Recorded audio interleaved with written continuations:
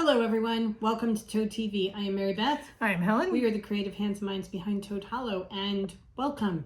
Today is Tuesday. It is May 21st.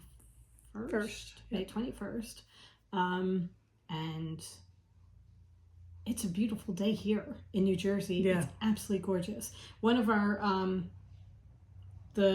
people who joined us, one of our customers, followers, not sure. Anyway, Candace put up a picture in Crafting with the Toads. She's got her whole setup on her back porch ready to go because she's in Pennsylvania, so she's got the same gorgeous weather. And Benny is sitting and waiting for his walk, but she's got everything set up. She's going to be working out there today. Oh, cool. I thought, that is such a nice thing. She's got a back deck with her table and her chairs and her stuff all set up. It would be a beautiful way to spend the afternoon. Yeah. Just sitting outside, and maybe we should do that. Maybe, because it's going to be a little warm for digging holes in the ground. That is true. That is very true. We're supposed to be climbing close to 90 today. So. Okay. I thought tomorrow was going to be the hot one. No, tomorrow is the hotter. Okay. Tomorrow actually hits 90. Awesome. Very cool.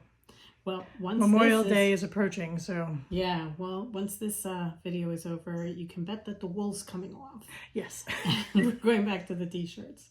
But we have a couple of things to show you and talk to you about, and then we're going to turn it over into a garden video, because Helen and I walked around the yard, and Helen did her voiceover to show you exactly what's been going on. So you can see the updates in the yard and the gardens so far. We'll go with a yard update. I was thinking about it. We're calling it a garden. We have a garden up front and then yard. Well, we do have two smaller gardens planted, so I qualify, and the herb garden, even though it's in planters. And we have plans. So. I'm calling this gardens. Okay, gardens. In progress. The gardens of the hollow. Yes. Well, okay, so first up, we have made another donation to the Humane Society at the Popcorn Park Zoo, helping Hope. We call her Hope. I believe they named her Cinderella, but she was the little dog that was abused so badly. So we got more money coming in from sales from the Hugo and the Ivy, and we have made another donation to them. So we are continuing to send money that way. That is our chosen charity for this yarn. The first that we donated to a group called Rosemary's Rescue Ranch in Verona, and the only reason I'm even bringing this up is we had a dog who walks by all the time. Her name is Zola. She and her owner came in to visit with the guys last night and run around the yard, and she came from Rosemary's Rescue, so it was really kind of cool. She was rescued from Kosovo and brought over to the United States, and then Rosemary's Rescue was fostering her, and she wound up going to this lovely lady that we met yesterday. So I have to say, having the dogs in the front yard is a great way to meet our neighbors. Yes. If they have dogs or they're dog people, they're stopping and talking, and it's really kind of nice. Yes. But yes, so thank you everybody. This is a roundabout way of saying thank you so much to everybody who purchased the Hugo and the Ivy. And as more sales go on, we continue to make donations for each skein of yarn, because this is one of our Hugo's Choice yarns. And it's doing very well.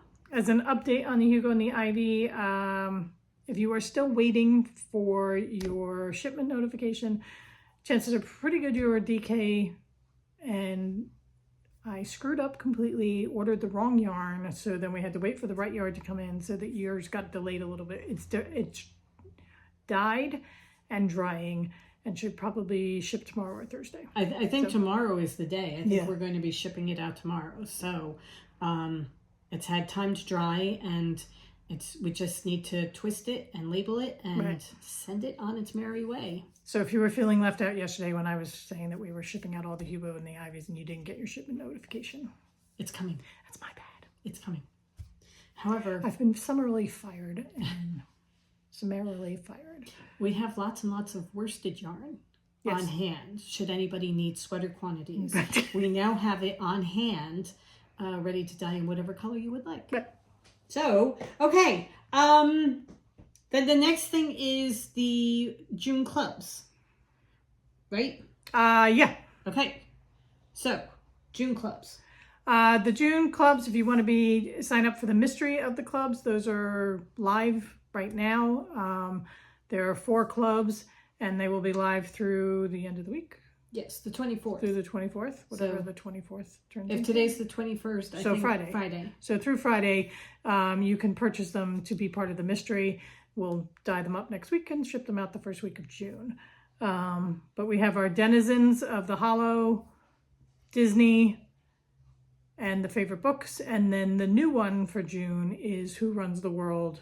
And that is strong women from art, music, STEM, whatever we choose. Our kickoff, we brought back our RBG yarn, which is When They Are 9. And there are 9 different colors of pink and purple. Well, 8 colors of pink and purple and 1 color of white. For her color. For her color. So that is what this skein is. This is what it looks like caked up. This is available now as a pre-order. And I have... And obviously not a mystery. 2 little lines or 3 little lines of it knit up for my blanket. So this is the latest blanket square that I am doing. Helen has already crocheted hers. So that is what it looks like crocheted up. It's really a fun color. Yes. If you like pinks and purples, this is the color for you. Yeah, it's a really cool color. So that's it, crocheted up. So that RBG, the When There Are 9, is not going to be the mystery color. It will be something completely different. But if you want to be in on that, that is listed under Who Runs the World. Right. Right on the front page. Right. All right. So then our Denizens of the Hollow, we have last month's May's already worked up so we can show you. So this is the Denizens of the Hollow. It looks like this. This will be available June 1st to everybody. This is the cat and the flowers, and it's lots of pinks and oranges. This is what it looks like caked up. It's such a pretty yarn. It is. I need a t-shirt in this. Okay. Right here. Oh, thank you. Okay. Here's mine knit up. That is the medallion rib.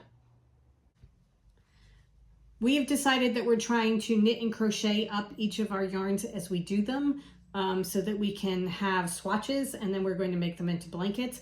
I am doing the knitting side of it, and I have the big book of knit stitches, cables, ribs, etc. And so I'm taking a different pattern for each color and doing it. So that's that one. I'm doing the Nature's Walk blanket. It's crocheted by Cherry Heart Sandra Paul. So this is the cat and the flowers. I just love this color. It shows up. This is the swatch square that she has you do for the hearts. And she does not include this in the blanket. I'm going to, and then my blanket will be that much bigger. Okay, so look at a crocheted versus knitted. Since you're going around, yours is kind of more splotchy. Oh, yeah. Those oranges are really splotching. It looks so cool. Yeah. I adore it. Then our Disney for May was Mirabelle Madrigal from Encanto. We took inspiration from her skirt. I just am so in love with this color. This color, yeah. I adore this color so much. So there it is caked up. And I did this is the waving rib pattern. And that's what it looks like in the Mirabelle. God, it's so gorgeous. It is. Look at that. I mean, oh, I love that. This is the Gates square from the Nature's Walk. And look at how well these two go together. They're beautiful. It was unintentional, but the 3 May colors just... Okay, so here's the third one. This is the favorite books, and this is Wayward. So like a 3-color shawl in there. Oh my God. So pretty. Okay, so our favorite books was Wayward, and that's what it looks like skeined up. This is what it looks like caked up. And this is what it looks like crocheted up. And this is the Buds square. So I had to do popcorns for this one. I need a sweater in each of these colors. Yes. They're so pretty. So again, these will be available June 1st. I haven't gotten to Wayward yet. I have to finish. And if you were When they part were of 9. the clubs, then you can see how your yarn knits or crochets up. Right. Okay. Did you showed your when there were 9? Yes, you did. Yes. Okay. Yeah. All right. So I have 4 squares for my Nature's Walk. Fantastic. Yeah. And as we do more, we're adding more. I have 2 squares and 1 on the needles. But it should be, the one that I am doing is a relatively simple pattern, so it should be very fast. Okay. Okay, so what else have you got going? Because that is pretty much all that I can show as far as yarn is concerned. Okay. Friday, if you joined us Friday for our live, I finished my pearl strings sweater out of Hidden Entrance. I love it. I will have pictures here to show you of our photo shoot out in the garden.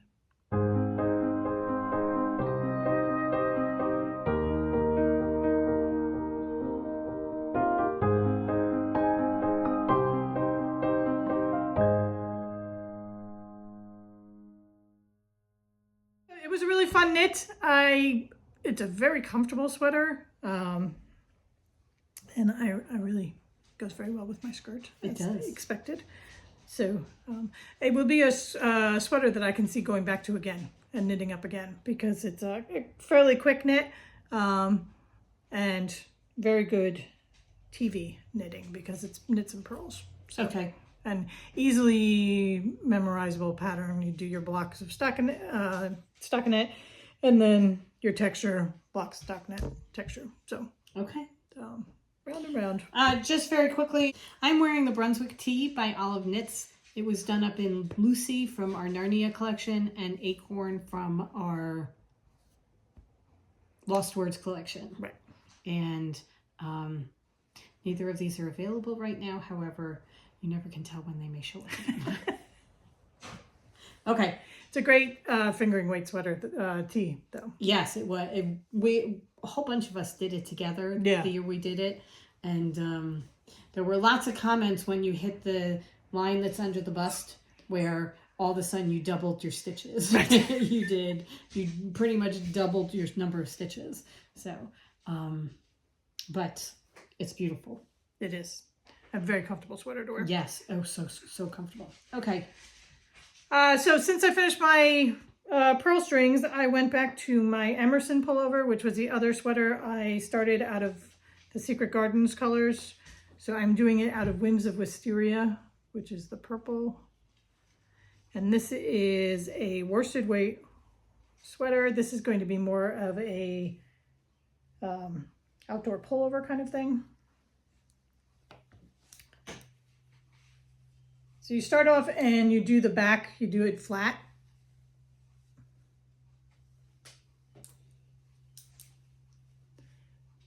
And now I'm working on getting the front. I have just a couple more rows and then I will join it to go in the round. So this will be my sleeve hole here. It's a big boxy pullover that I will wear more as like, like a coat to wear outside kind of deal.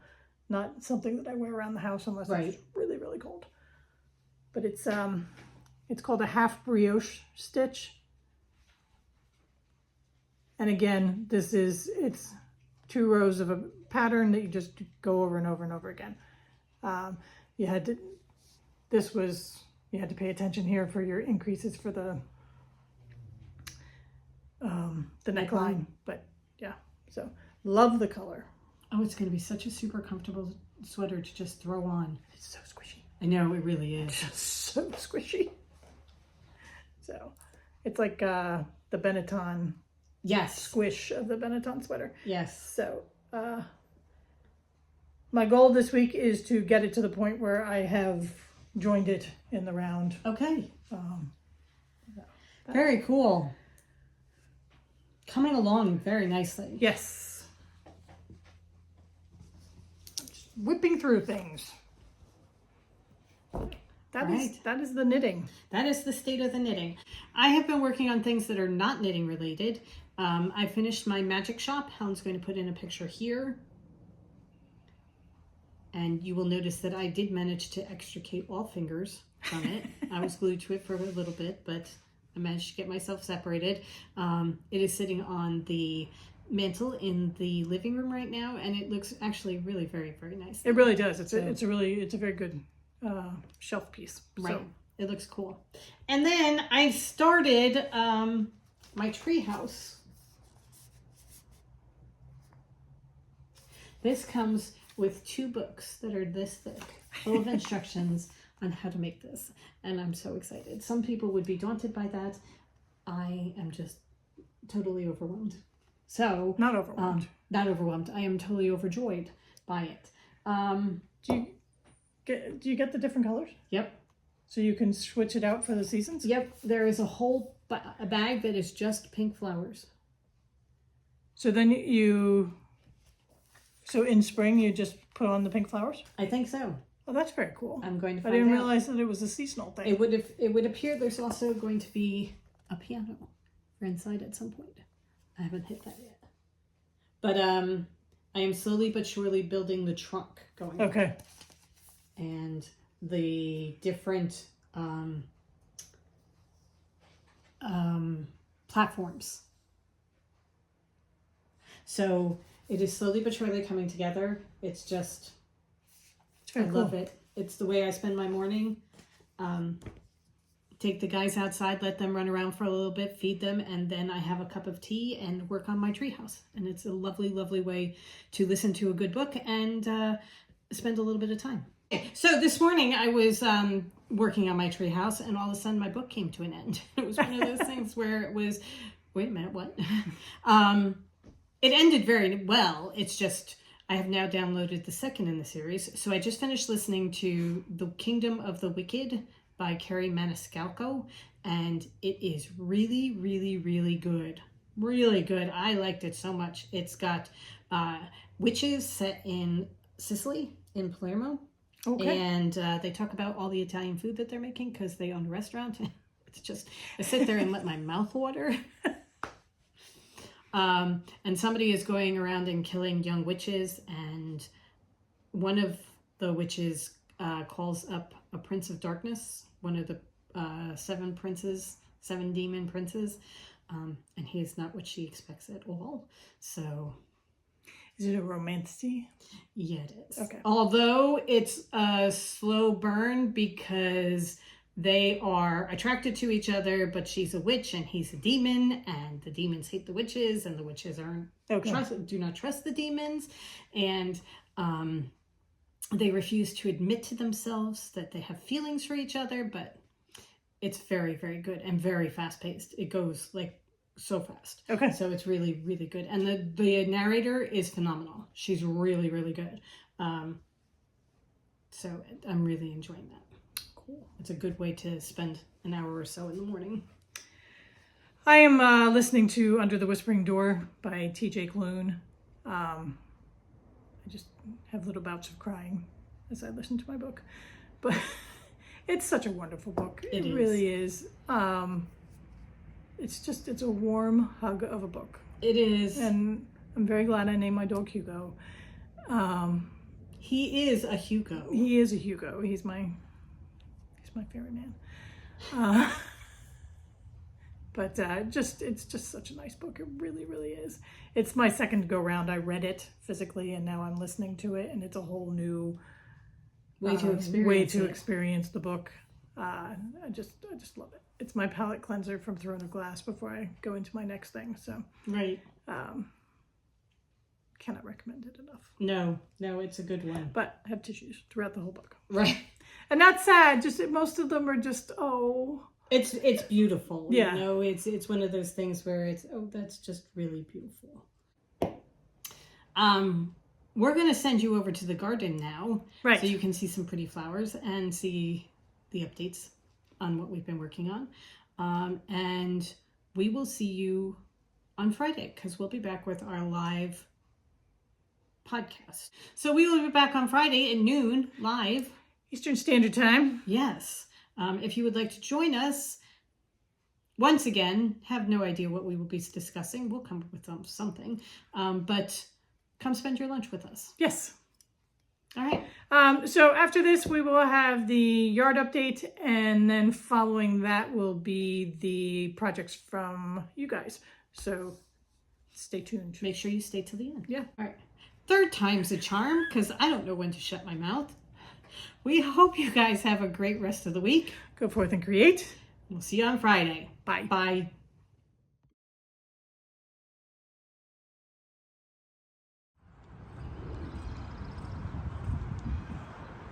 So inside here, these are our little solar fairy lights, which we love having come on. But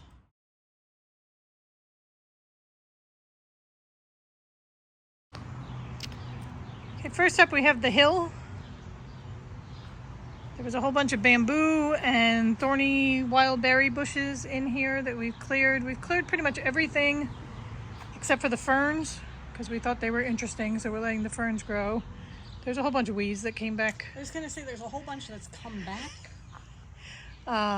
So we just have to come through with the weeding tool for that. But what we have placed here, because this is mainly a shade area, is what I purchased as a shade garden.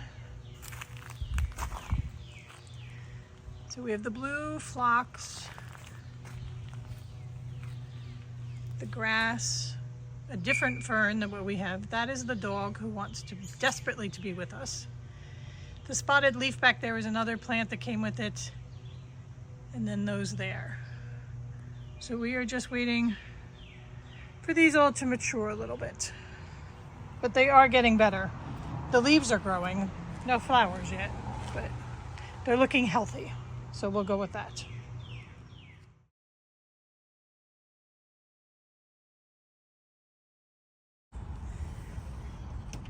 So one of the things I want to do this spring is just clear this area totally, power wash it, and set up planters, because this gets a ton of sun. Just the sun beats on it. So I want to have like my herbs on planters, some pots of flowers, and some seating, so that it would just be a nice area to sit. It doesn't look it now, but it's a plan. This mess here, I know we should take down, and we will ultimately probably take it down. But that window right there, that is above our kitchen sink. And when you're washing dishes and you look out, especially during the winter, it's usually full of birds, this thorny mess. So that I'm very hesitant to take it down, because I love looking out at them. I know it's not great for the house. I know it's not great for the trellis. So maybe at the very least we will thin it this year. We shall see.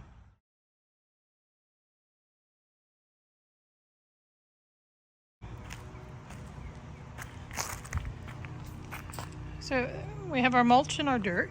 But the big thing here is the trellis. We have completely cleared the trellis, and going up the drain pipe, that's what that pile is there. Waiting for somebody to come chip that for us. But that's all clear, so we just have to decide what we want to have growing up around it. You can see on the cornices, Sorry, bug. up there, the remains of the vines. That's how high up it went.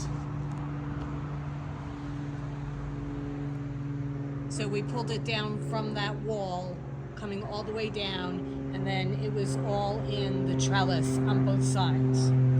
And this ivy here that's going up the wall there, right there, that's dead. We're just waiting for it to completely dry out so we can just pull it off the wall. So we've cut that off from its life source.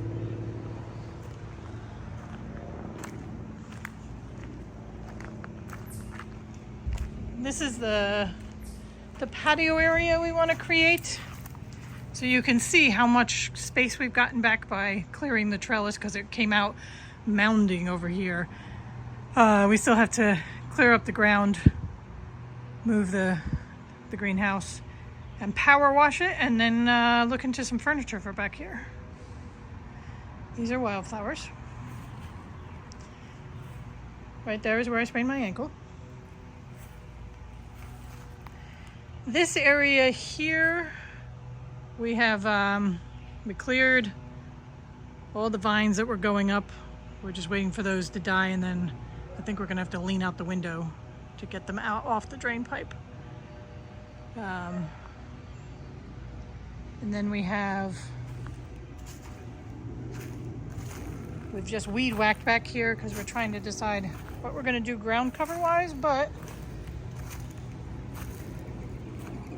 this planter was purchased from the Amazon, and we've put our herbs in here. We've got basil, rosemary, and parsley. My watering can Somehow made it to the ground. Yeah. Wonder which cretin did that. In these pots, I have planted zinnia and cosmo seeds. Some are being a little more successful than others. It was just, I have 2-year-old seeds. Let's put them in a pot and see what happens. So I've got sprouts and sprouts. This watering can is solar powered, and it lights up so it looks like there are droplets of light going down to the ground. They blink on their way down, and the inside of the can lights up. So it's very cool.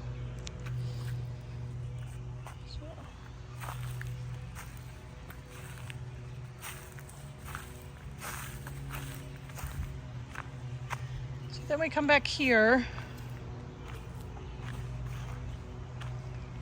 where we've totally cleared this whole area. We're trying to work our way back to the fence, but right here was a great big huge forsythia bush that we've cut back.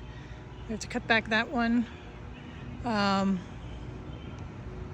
decide what we're doing back here. But right this year I think we're going with clearing as being the goal. But over here is our hummingbird and butterfly garden.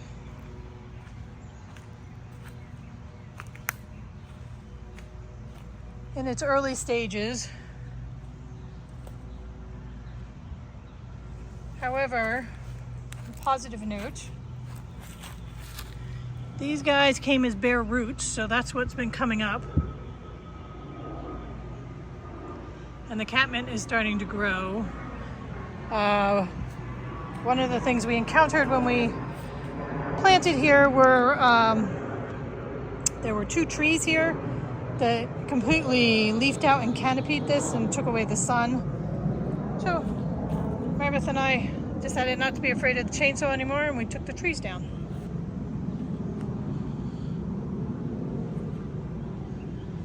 Say hello, Marybeth. So now we just have to clear the canopy up there. Right. A little bit more. Yeah. Because this is not supposed to be a shade garden. This is going to be a tree guy thing, these remaining things. But we do get sun in the afternoon, so it is getting sun. And having cleared the trees, the catmint was getting brown before we cleared the trees, and look, we're getting new growth on that, so I'm really excited about that.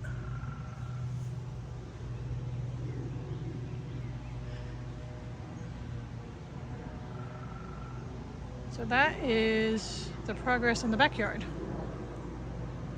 Slow and steady.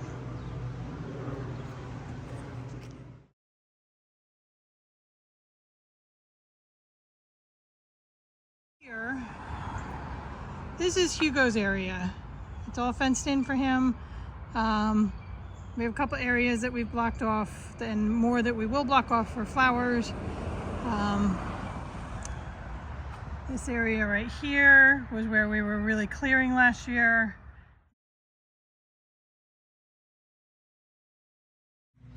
Okay, as we come up to the front yard, we have the saddest sight in all the world.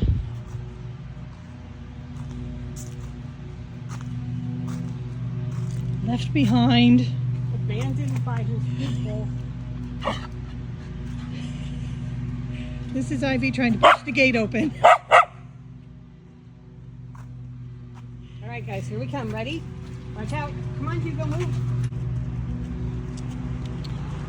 Okay, first off, we have our catmint, which were in pots last year, and we just put them in the ground this weekend.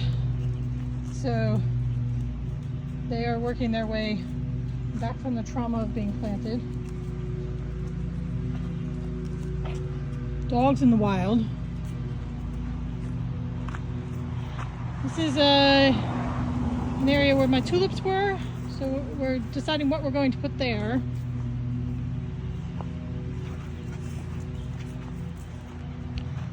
This is a new addition. This is our azalea bush.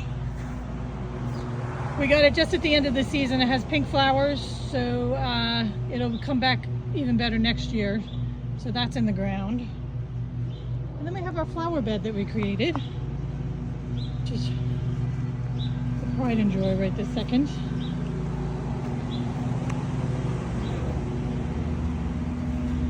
This is my hibiscus. He'll stay in his pot. With the begonias that we had over the winter, we got a hydrangea, some gorgeous dianthus, Gerbera daisies, phlox, another dianthus. Look at the color of that red dianthus. So gorgeous. And then we have some geraniums that still have to go into the ground.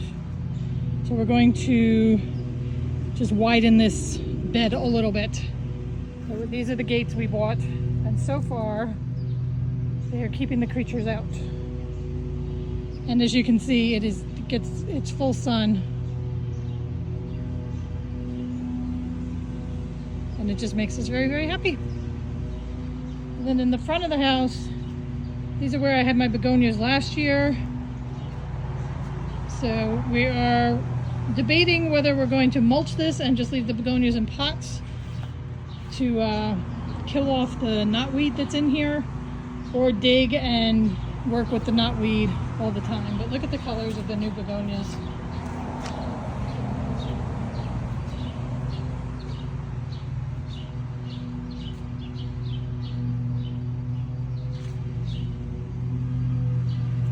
Say hello, Ivy.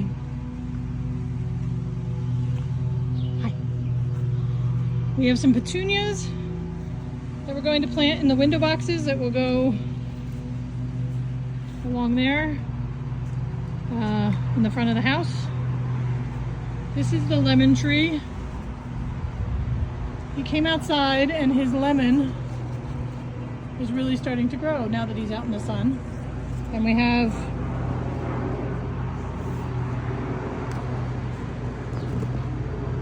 another lemon right there. So that's exciting. And then we have the clover.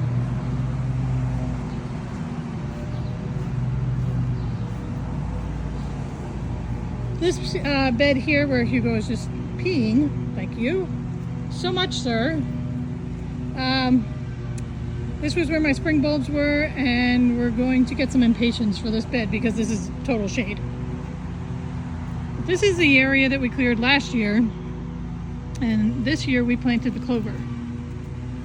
So you can see how it's coming in. It's patchy. I sowed more seeds this weekend. You can see the tiny sprouts are starting to come up already. It sprouts very quickly. So we're gonna this will be a work in progress as we try and get this to be a lusher area with some green. So we'll keep you updated on how that goes. There's our ladder that we built last year.